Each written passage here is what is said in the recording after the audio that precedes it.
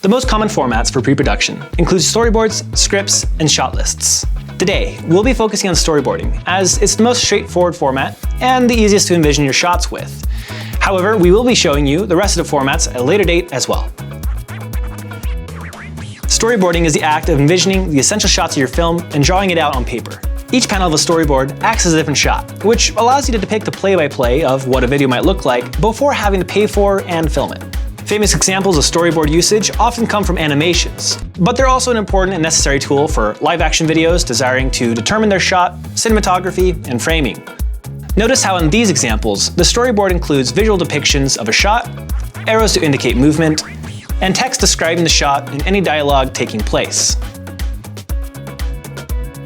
To create a storyboard, you first need a paper with simple boxes to act as panels. A simple solution to this is to create one by drawing boxes on a blank sheet of paper. But for anybody with a printer, it's a simple Google search away to find countless available free templates. In our case, I've already attached one below that will fit our needs for the project. The key characteristics of a storyboard include the drawing panels and the lines for text located nearby. If you envision each panel as a different key shot in your film, the storyboard helps you to visualize what your film might look like before you go out and film it. For example, if I were the original artist drawing a storyboard for the fight with Andre the Giant in The Princess Bride, I would first need to envision what the scene would look like in my mind. I would picture our hero walking along when suddenly a boulder flies right at the rock right next to him. He turns and he sees Andre the Giant, who taunts him and invites him to hand-to-hand combat. We then go back and forth in a dialogue between Andre and our masked hero. As an aside, you can tell that I'm not a great drawer, but that's okay.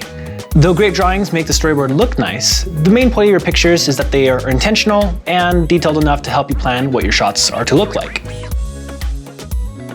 Once my pictures are complete, I need to add any sorts of movements my characters or the camera might be making. For example, I'll draw an arrow here to show that the character is walking forward during the shot.